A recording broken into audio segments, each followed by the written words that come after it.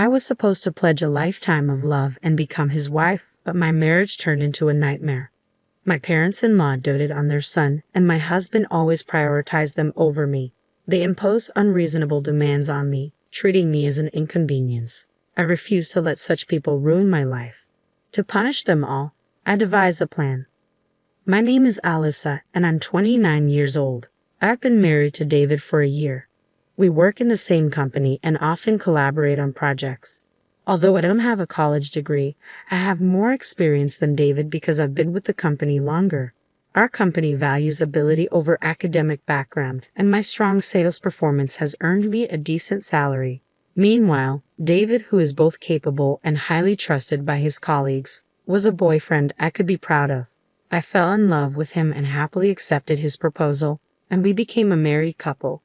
But then my in-laws started interfering in our relationship. One day, when we visited their house, my mother-in-law suddenly said to David, "Hey David, are you really okay with this?" "With what?" David asked. "Marrying Alyssa. You've always been good at both studying and sports, haven't you? Yet you chose someone as mediocre as Alyssa." Upon hearing this, my father-in-law nodded in agreement. "Yes, at first glance, she seems like an average young woman with nothing special about her." "Ah, that's what you're talking about. It's fine. I love Alyssa," David responded. "Really?" "Well, if you say so," my mother-in-law said, giving me a sideways glance. I felt hurt and angry. "I'm sorry I have nothing special to offer," I thought to myself, "but I've also put in my fair share of effort to take on grown woman responsibilities." I cursed them in my mind, but I never spoke out, trying to maintain a peaceful marital life. I wanted to avoid conflict with my in-laws as much as possible. However, one day, they started complaining right in front of me. "Hey David, are you really okay with your current workplace?" his mother asked. "That's right," his father chimed in. "Isn't it a place where even high school graduates like Alyssa can work?" David replied, "But the pay is good, and I have good colleagues." "You're not the kind of man to stay in the same place as high school graduates, are you?" his mother persisted. "You're smart. There must be many other good jobs out there." They kept glancing at me as they tried to persuade David. Believing that responding would mean losing, I deliberately didn't react, but inside, I was seething. "What's with that tone?" I thought. "I do my job well, and there's no difference in work performance based on whether you're a high school graduate or not. In fact, sometimes I earn more than David does." It's safe to say I don't have a good impression of my in-laws who judge people based on academic background or appearance. However, they don't physically bully me, and I don't suffer much direct harm. I had told David in advance that I was a high school graduate, and knowing that, he had said, "I love everything about Alyssa." I took pride in myself for achieving results in a company that values ability over academic background. No matter what my in-laws said, I believed and never doubted that David was on my side. However, after a little while had passed, an incident broke out. Out of nowhere, my husband began speaking of something unbelievable. "Hey, I've been thinking. I've decided to switch to a different job." "What? Wait, what are you talking about all of a sudden?" "Well, I was talking to my parents, and I just realized our company even takes in a high school grad like you, Alyssa. I have a college degree, so there must be a better job out there for me," David declared. "Are you serious? You're making fun of both me and the company, aren't you?" I shot back. "But it's true, isn't it?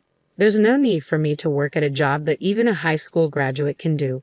Plus, my mom said she could introduce me to a job through someone she knows." "Stop it. We are blessed with a good work environment, and now you say something like this? You're nagging." I finally realized I'm not someone who should be stuck in a place like this. So, his parents had influenced him. He had taken their words at face value and convinced himself that he was too good for a current job. The very next day, without discussing it with me, David submitted his resignation and casually left the company where we met. Only a year into our marriage, my husband had resigned from our workplace without a second thought. He switched to a factory job introduced by his mother, where his salary dropped to about half of what it was. The only advantage, if any, was that it was close to home, making commuting easier. About a week after starting his new job, David began to complain about the factory.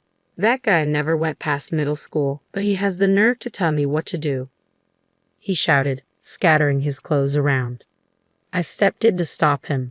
"Wait, why are you so angry? If you make such a loud noise, it's going to bother the neighbors." "Shut up," Why do I, a university graduate, have to be bossed around by a low-level boss who's just a middle school graduate? Well, you just started there. It can't be helped. He's your boss, right? I don't care. He can't even study, but he has the nerve to boss me around. Damn it. Who's the real problem here? What can a newcomer do without instructions from their boss? You chose to switch jobs, so bear with it a little.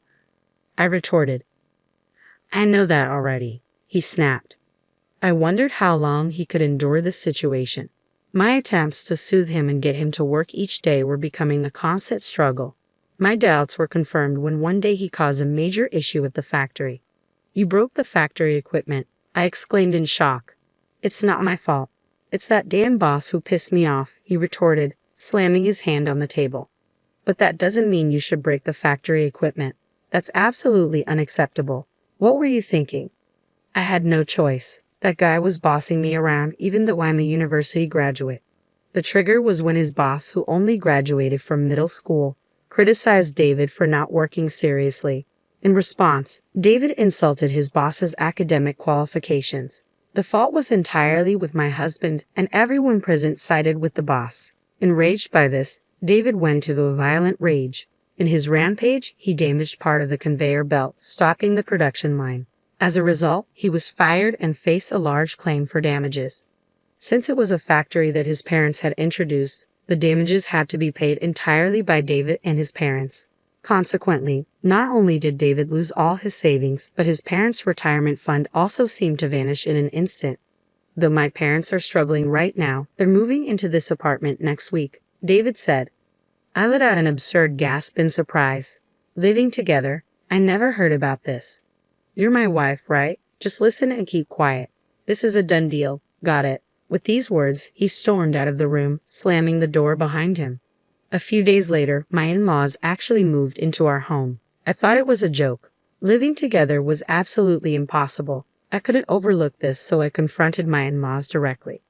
Father-in-law, mother-in-law, living together is a problem.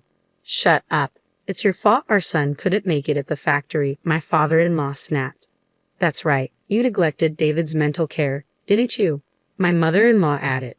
Wait a minute. How is this my fault? Can't you shut up? Our life is a mess because of you, my father-in-law shouted. That's right. If you had done things right, this wouldn't have happened. It's all your fault. So living together is natural, right? Ha! What kind of logic is that? Living together is impossible. Shut up. Our home was rented and we've already terminated the lease. There's nowhere else to go, my father-in-law insisted. That's right. We have nowhere else to go other than here, my mother-in-law echoed. Despite moving in without permission, my in-laws had a lot to say. Furthermore, my husband began to insult me, egged on by his parents. Hey Alyssa, I married you. You should be happy to be married to someone as excellent as me, shouldn't you? Forget about that. Can't you start looking for a job soon? It's hard on the household finances now that we're living together. What did you say? You're cheeky for a wife. Supporting your husband is a wife's duty, and supporting your husband's family is also a wife's duty, right? I was getting sick of my husband spouting nonsense as if it made sense. Moreover, neither my husband nor my in-laws helped with the household chores at all. I had a job too, so I couldn't make elaborate meals, and the cleaning inevitably got neglected. No matter what they said, I kept a cool attitude, saying, because it's hard on the household finances. If they weren't happy with it, they caused the situation should handle it. I kept this attitude for several days until one day my husband finally vented his frustration. Hey, what's with your attitude? You're lacking respect for me and my parents. Enough already. I work every day and do all the housework on top of that. You don't help at all, but you complain constantly. Ha, what's with that tone of voice? You don't seem to understand your place, do you? My husband sneered, shoving divorce papers in my face. He had even kindly signed them. What is this? I asked, taken aback. Can't you see? It's a divorce paper. Even a high school graduate can understand that, right? Are you serious? Of course. If you have complaints about me and my parents, then we're getting a divorce. Staring at the divorce papers, my husband spoke with a triumphant look. Let me tell you, even if you throw it away, it's useless. I have more prepared. Understand, if you don't want to be divorced, listen to what I say, you stupid high school graduate wife. In that moment, my rage burst forth from my entire body. I couldn't stand to be with these people anymore. Since he went to the trouble of preparing the papers, I put them to good use. Clutching the divorce papers, I began to plot my revenge. First, I recorded the numerous insults from my husband and in-laws on a voice recorder. Then, I documented instances when my belongings were deliberately broken. I made sure to document everything. By this time, my husband had started working odd jobs, but none of them lasted more than a week. It was as if he had given up on our family. One day, as soon as my husband came home, he opened his mouth. "Oh man, I quit this job too. It was too boring." "Huh? Again? You have no right to complain to me," I replied. "Right, Dad? Mom?" My in-laws just nodded with smiles. This was a usual occurrence, but on this day, my father-in-law delivered the final blow. "Speaking of which, I've quit too," David's father announced. "What? Father-in-law, what are you talking about?" "That's what I'm saying. I've quit my job. I'm planning to live off you, Alyssa." "Wait, what?" "You see, my son is too brilliant and prideful to work under those who only graduated from middle or high school. We're counting on you, Alyssa, a high school graduate, to work hard." "Yeah, let's count on our lowly educated Alyssa to work hard, right, dear?" My mother-in-law chimed in. What were they even saying? They intended to live off not their son but their daughter-in-law. I couldn't stand it any longer. With my father-in-law and husband's simultaneous resignations, I finally decided to put all my plans into action. The first thing I did was to sign a contract for a new apartment. It wasn't for all of us, of course. It was a new place for me alone. However, I needed time to move without my husband and in-laws noticing, so I gifted them a 5-day trip to give me time to pack. Upon receiving the trip tickets, my mother-in-law was thrilled. "A trip? Oh, Alyssa, you do have a knack for these things every once in a while. I owe a lot to you all. But are you sure, Alyssa? You can come with us if you like." "No, I have work. Please enjoy yourselves without any interruptions." "Oh, really? Well then, we'll take you up on your offer and have a blast." When the three left for the trip in high spirits, I carried out my planned move. During this time, I shipped my husband and in-laws' belongings to a weekly rental apartment. I had booked and canceled the lease on our current apartment. Of course, I bore all these expenses. It was a painful outlay, but I considered it a necessary expense for my revenge. A few days later, my husband, who must have returned from the trip, called me. "Hey, what the hell is going on? I can't unlock the door." With a smirk at the sound of my husband's frantic voice, I calmly responded, "I suppose I've already canceled that apartment." "What? Canceled? What are you talking about? Explain properly." "For now, I've stored all of our belongings in a weekly apartment nearby. Feel free to do as you wish from there." "What? What does that mean? You're always doing as you please. If you get too cocky, you'll pay for it later." "Are you threatening me? Should I call the police?" "Damn it." My husband cursed. "How dare you, my foolish wife." I dropped a bombshell. "Oh, I'm not your wife anymore." "What? To prevent any legal issues later, I've already completed the divorce proceedings." "What? Such a selfish act. You think it's acceptable?" Taking a deep breath, I spat into the phone. "Sorry, but I don't need your permission. You've made fun of me for being a high school graduate long enough, and now you've quit your jobs to become dependent on me. I'm done with you. Enjoy your family life without me." "Hey, you must be kidding. I didn't really mean to divorce." "Why should I listen to you at this point? We're strangers now. I don't care what happens to you at all." "Please wait. You've enjoyed looking down on people, haven't you? I can easily imagine your struggles, and it makes me laugh. Go as low as you can with your family, you trash." I hung up the phone. After that, David kept badgering me with phone calls, but I ignored them all. Later, David and my in-laws caused a ruckus at the entrance of the apartment building, dramatically damaging part of the mailbox, which ended up becoming a police matter. They were taken away and ultimately had to pay for the damages to the mailbox, adding to their debts. Truly, they are a hopeless family. The lease for the weekly apartment where I had stored their belongings was about to expire. Since they did not know my new address, they couldn't rely on me. I couldn't help but wonder how David, who quit his job at the same time as his father and his stay-at-home mother, were going to survive from here on out. To make matters worse, my in-laws had even canceled the lease on their rented family home. I could almost see them sinking into a bottomless swamp. I couldn't help but admire my well-executed plan.